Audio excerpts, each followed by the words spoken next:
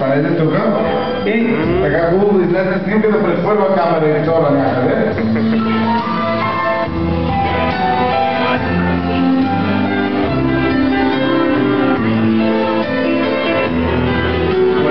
Стана наш български обичай и подаряваме тази бутилка, която заедно ще отворим на първата Васова годишнина.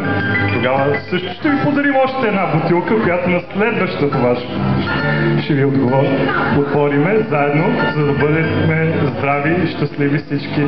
Честита ви Сабра! Бъдете здрави, гледайте винаги в една посока, обичайте се много, защото любовта побеждава всичко.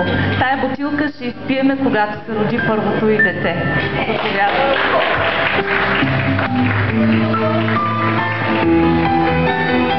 Само така леко да кажа, че под масата има още цяла каса бутилки за второ, трето и така нататък дечица. Бъдете живи и здрави и си ги мечтайте, защото мечтите имат свойството да се сбъдват. Горчиво!